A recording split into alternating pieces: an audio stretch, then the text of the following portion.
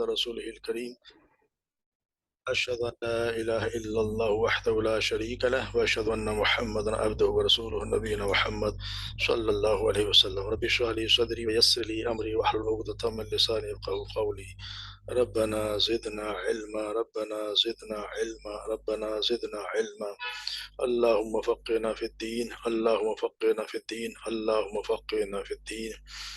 السلام علیکم ورحمۃ اللہ وبرکاتہ. سب کو قرآن پاک میں خوش آمدید. امید ہے سب خیریت سے ہوں. اللہ تبارک و تعالی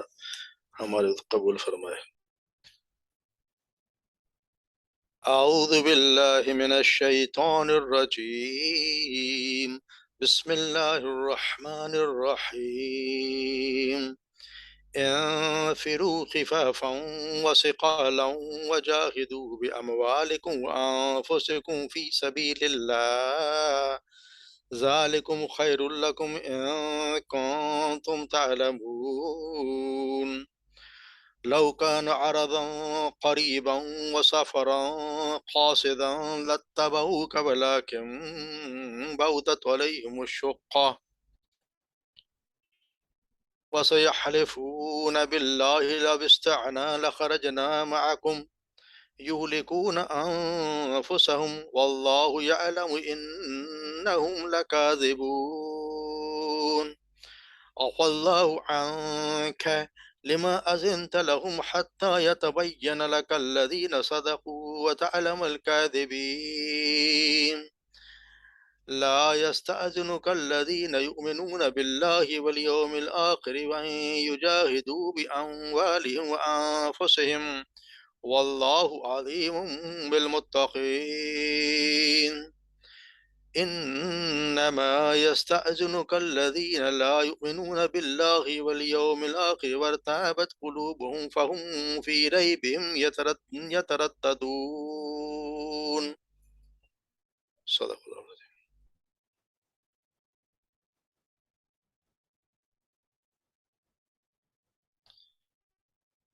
انفروا خفافا وثقالا تم نکلو یعنی تم سب نکلو جہاد کے لیے خفافا چاہے تم ہلکے ہو وثقالا چاہے بھاری وجاہدوا باموالکم اور جہاد کرو اپنے مالوں سے وانفسکم اور اپنے جانوں سے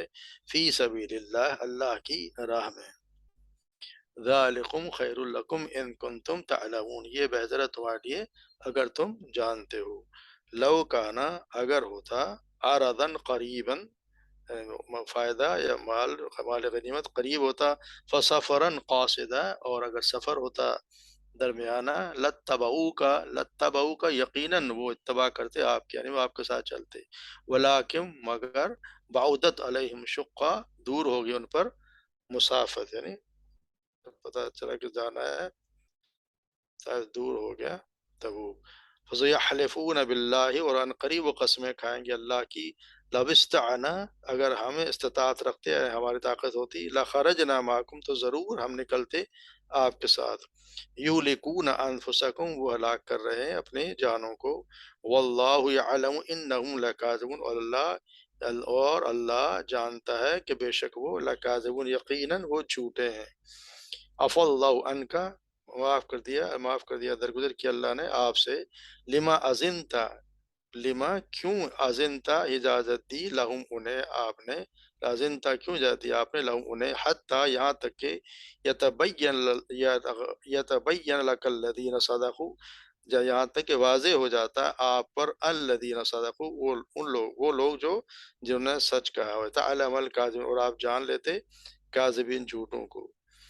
لا یستأذنک الذین اور نہیں اجازت چاہتے آپ سے الذین یؤمنون باللہ وہ لوگ جو ایمان لائے اللہ پر وہ جو ایمان رکھتے ہیں اللہ پر والیوم الآخر اور آخرت کے دن پر ان یجاہدوا باموالہم وانفسکم کہ وہ جہاد کریں اپنے مالوں سے اور اپنے جانوں سے واللہ علیم بالمتقین اور اللہ تعالیٰ خوب واقف ہے بالمتقین متقین سے انما حد حقیقت یستأذنک الذین آپ سے اجازت وہ لوگ مانگتے ہیں لا یؤمنون باللہ جو نہیں ایمان رکھتے اللہ پر والیوم الآخر اور نہ یوم اور آخرت کے دن پر ورتابت قلوبہم اور شک میں پڑے ہوئے ان کے دل فہم فی ریبہم اور وہ اپنے شک میں یترددون متردد ہیں یا شک میں پڑے یعنی سرگرداں ہیں اپنے رب شک میں پڑے ہوئے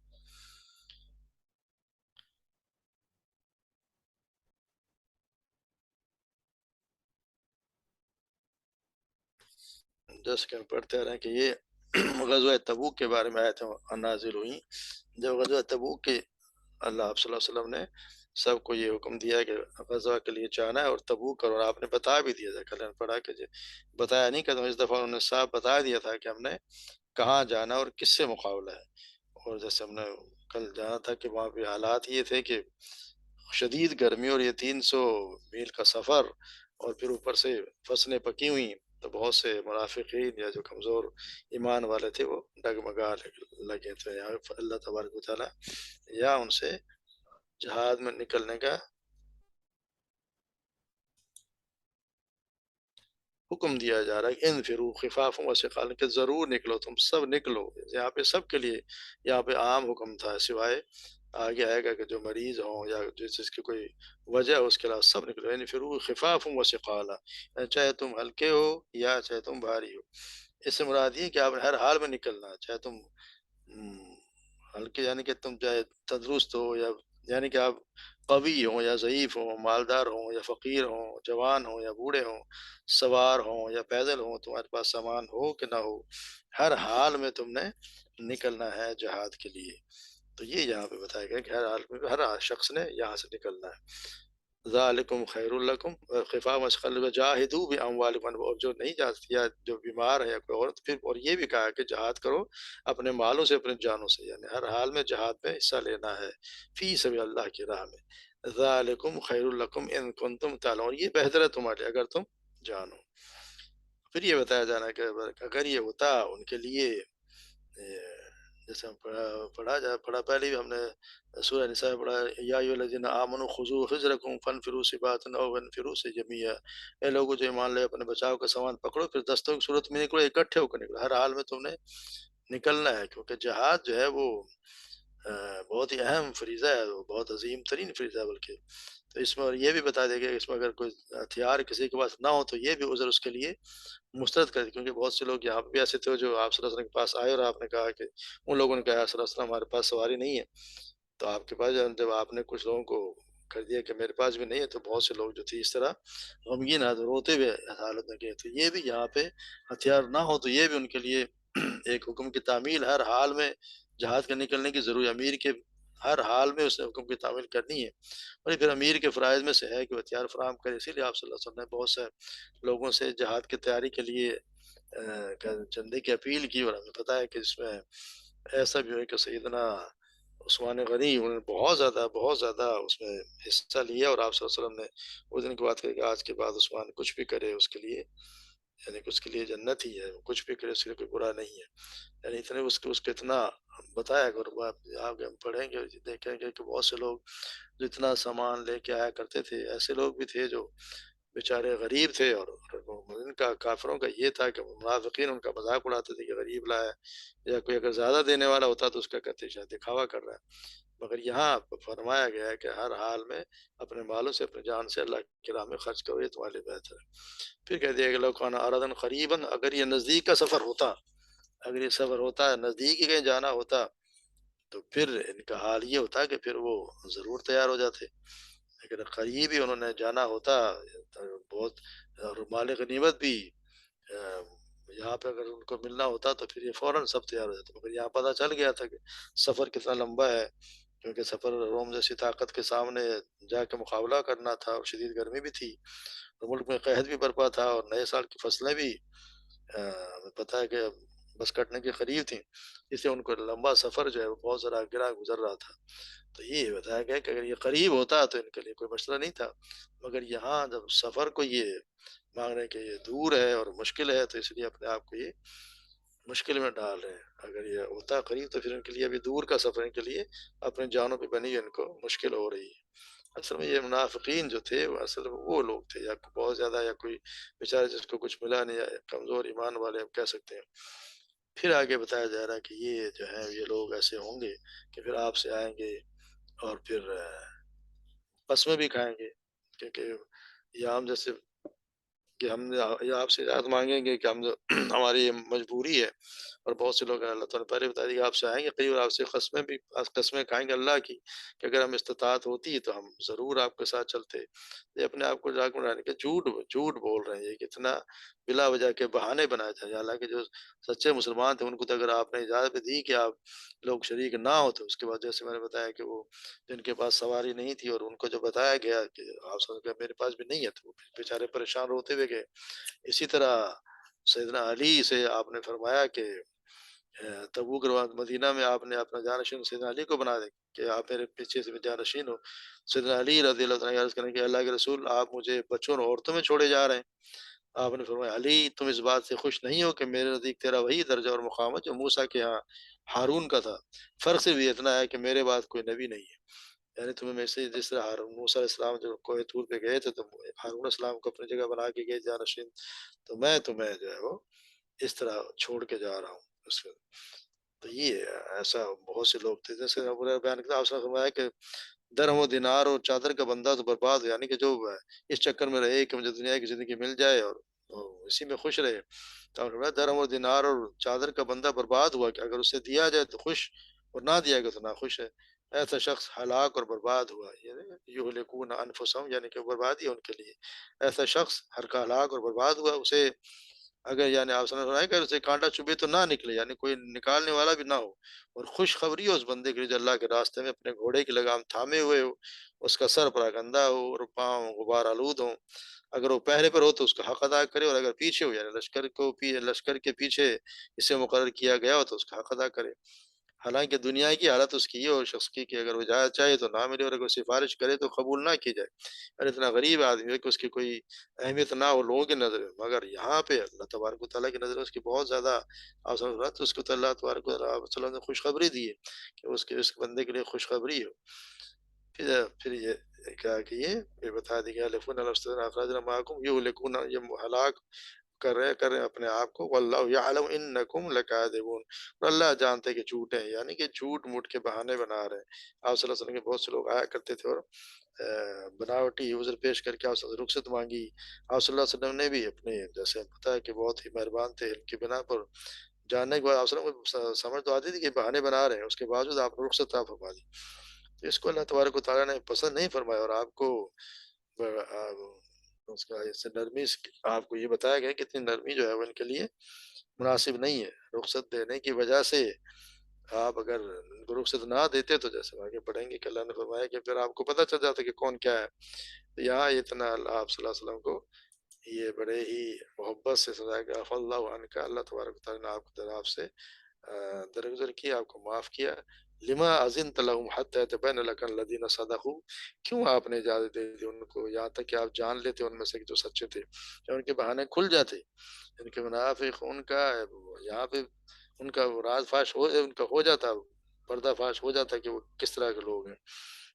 یہاں پہ ان کو ضرورت تھا، چاہیے تھا کہ آپ ان کو نہ دیتے، مگر آپ صلی اللہ علیہ وسلم نے ان کو اجازت دے دی۔ لما اذنت لهم حتى يتبين لك الذين صدقوا وتعلم الكاذبين، اور آپ جان لیتے کہ جھوٹے کون ہیں۔ یعنی اگر یہ بات اگر ان کو نہ دیتے تو پھر فوراً پتہ چل جاتا کہ یہ، کیونکہ پھر وہ کوئی اور بہانہ بناتے یا پھر پیچھے رہ جاتے، اگر آپ صلی اللہ علیہ وسلم اجازت نہ دیتے تو وہ پیچھے رہ جاتے، تو صاف پتہ چلتا کہ منافق ہے۔ تو یہاں مگر آپ صلی اللہ علیہ وسلم نے جھوٹ بول بول کے آگے ہم پڑھیں گے کہ کس طرح کے لوگوں نے آپ صلی اللہ علیہ وسلم کے سامنے بہانے کیے۔ لما اذنت لهم حتى يتبين لك الذين صدقوا وتعلم الكاذبين لا يستأذنك الذين يؤمنون بالله، اور جو لوگ اللہ پر ایمان رکھتے ہیں، یہ مومنین کی یہاں پہ صفت بیان کی گئی ہے، لا یستأذنک الذین یؤمنون باللہ والیوم الآخر، کہ جو اللہ پر ایمان رکھتے ہیں اور یوم آخرت پر، وہ آپ سے اجازت نہیں مانگتے، وہ اس بات کی اجازت کہیں نہیں کبھی نہیں مانگیں گے کہ ہم اللہ کی راہ میں جہاد نہ کریں اور اپنے مالوں سے، تو یہی چاہیں گے کہ ہم جو ہے اللہ کی راہ میں جہاد کریں اپنے مالوں سے اور اپنی جانوں سے۔ ان کو تو ہر حال میں اس کی جو صحیح معنی میں مومن ہے اس کو تو یہ لگی ہوتی ہے کہ میں کس طرح اللہ کی راہ میں جاؤں، اللہ کی راہ میں شہید ہوں یا اللہ کی راہ میں لڑوں، تو ہر حال میں وہ تو یہی چاہے گا۔ مگر وہ لوگ جو نہیں چاہتے تو پھر ان کا یہ ہے کہ پھر وہ شک میں پڑے رہتے ہیں۔